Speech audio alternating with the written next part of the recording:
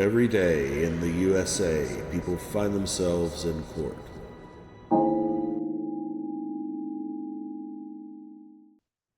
Good morning. We're going to go live here for a short time.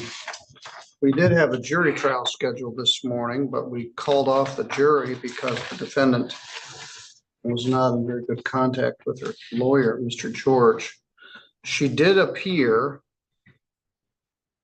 although Mr. George was unavailable because of some other issues. So there was no bench warrant issued. The defendant did appear, and she wants to consult with her attorney before she decides how to proceed. So I set a pretrial with her lawyer for next Thursday at 2 o'clock. We also have a bench warrant arraignment, which we're about to address on a probation violation. Good morning. Are you Jaden Riley Clark? Yes. This is Judge Middleton. I'm here with your probation officer, Dan Frazine. Also present is Ms. Jeanette Jackson from the Public Defender's Office. Okay. You got picked up on a bench warrant for failing to appear for a probation violation arraignment. So let's talk about that. The original complaint alleged that on or about January 7th, almost a year ago, that you assaulted your grandmother, Gloria Lee, someone you were residing with in Colon Township. Mr. John Bush was appointed to represent you, and you ended up pleading guilty to that charge on February 21st. You were put on probation under the Domestic Violence Deferral Program. And if you successfully completed the probation, the charge could be taken off your record. I gave you 12 days in jail credit 2 and deferred 10 of the days. I gave you fines and costs. I ordered that you complete the Women's Anger Management Program, no drugs and no alcohol, and test as directed. And the matter would be deferred. Your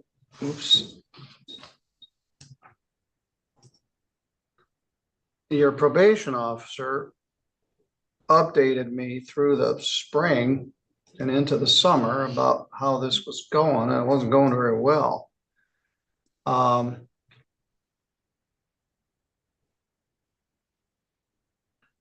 He filed a probation violation petition in September, requiring you to be here on October 9th. He alleged that you'd failed to report on a monthly basis, failed to pay fines and costs as directed, failed to abstain from the use of drugs and alcohol or test, and failed to participate in the treatment program, which was the most important part of the probation. Eventually, you just stopped reporting. Some of it was you were homeless, I think. You were at your grandmother's, then you were at Keystone. You called in March. You didn't report in April. You didn't report in May.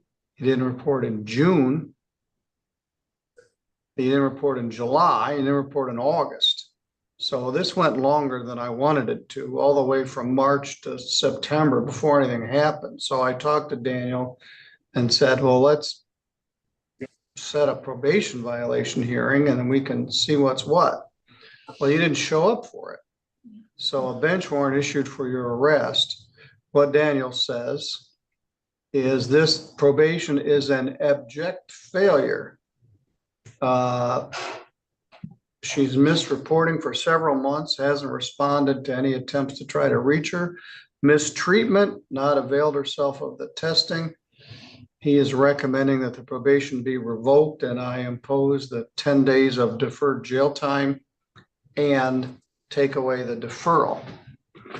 Your lawyer, Mr. Bush, isn't here because this happened instantaneously because you got arrested last night. So that's why the public defender, Ms. Jackson, is here to make sure that your rights are protected. So let me ask you a couple questions. How'd you get arrested last night? For a warrant for my arrest, Your Honor, All right, where were you arrested? at the DHS office after my son was taken, Your Honor.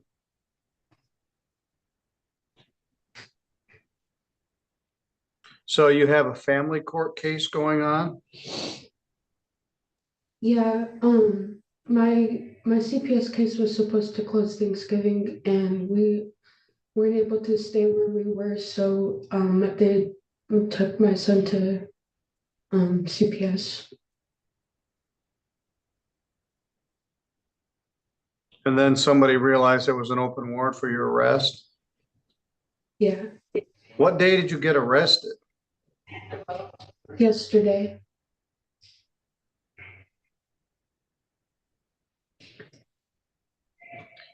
Do you have a place to live? That's actually the funny part is right now, my place to live was at my grandmother's before we came to the DHS. So you were back staying with your grandma? Yeah. And I was just gonna get my own apartment in 2 days, Your Honor. Well, I don't, not necessarily opposed to you staying with your grandma, but we put you on this probation and you didn't do any of it. No, you didn't Right. report. We put you on probation in February and on March you went off the map. And then when I realized it finally in September, I said, well, we need to do something about this.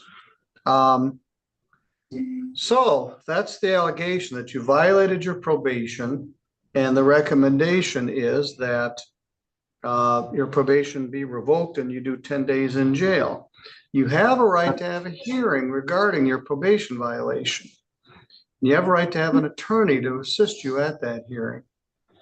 And at the hearing, they would have to prove beyond a preponderance of evidence that you did violate your probation by failing to do one or more or all of those things. And you would have a right to have Mr. Bush or other attorney with you at that hearing. Do you wish to have a hearing regarding this violation or simply admit it? I would like to admit it and say I'm sorry for losing contact. I would like to say I kind of forgot about this whole thing after my grandma and I started getting along and I had my son in July. Yes, you were pregnant when this plea was taken. So your son is in PS custody right now, Yeah, CPS? yes, All right, well, let me repeat that, Ms. Clark. Do you understand that you have a right to have a hearing and an attorney, and I could have Mr. Bush or other attorney with you? If you admit this violation, I'm gonna do the sentencing. And it's likely I'm gonna revoke your probation and give you the 10 days that Mr. Frazine recommended, which I originally had set up when I deferred it. So you don't have to admit it, but you have a right to do that if you wish to. If you wish to have the hearing, I can set one up as soon as I can get Mr. Bush available. So do you still wish to admit that you violated the probation? yes, Your Honor. All right. Anybody threaten you to get you to do that No, or promise you anything? no, Well, as a practical matter, this wouldn't be very hard to prove. You didn't show up, you didn't go to treatment, you didn't contact your probation agent. I don't know whether you were using drugs or not. I hope you weren't for the sake of your son. Then we had a hearing in October and you didn't show up for the hearing. What's your plan when you get out? Go back to your grandma's? go straight to my grandmother's and see if I'm still able to get the help from Keystone to there, because Keystone is helping me and my fiance get into Gateway and Sturgis. It's apartments. Who's your fiance? Timothy Edinger. All right, he was here when this went down. Is he the father of the child? Yes, Your Honor.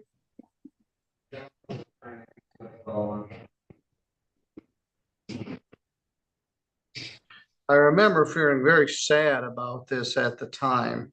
You had very little in the way of resources or motivation. You were about to have a baby. And now, for those same reasons, Protective Services has taken the baby for temporary safety purposes. I'm going to waive all your fines and costs. I'm going to order 12 days jail, credit 9, because you had one more day. So you're going to have, credit 3. You're going to get some good time. My guess is you're going to get out in about a week. Okay, But I ordered this probation. You didn't do anything I asked you to do. I don't think it was malicious. I just don't think at this point in your life you were capable of doing it. The fines are 0 and there's a loss of deferral status.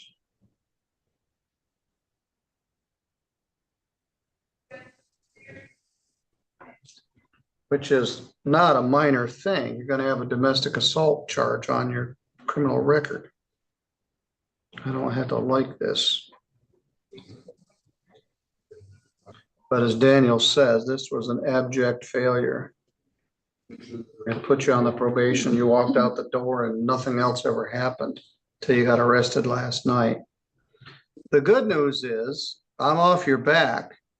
You don't owe me any money. You're not on probation. There's no probation conditions as a part of this. The bad news is you got 9 days minus good time to serve, which will probably come out to be about 7 days, possibly 8. When you get out, you can go on about your business, but your probation is revoked. All right, this makes me sad, but I don't have a better answer. I told you what would happen, and it just did. But you were willing to accept responsibility and get it over with, and there's something to be said about that. So good luck to you, Miss Clark. thank you. Thank you, Daniel. Thank you, Miss Jackson.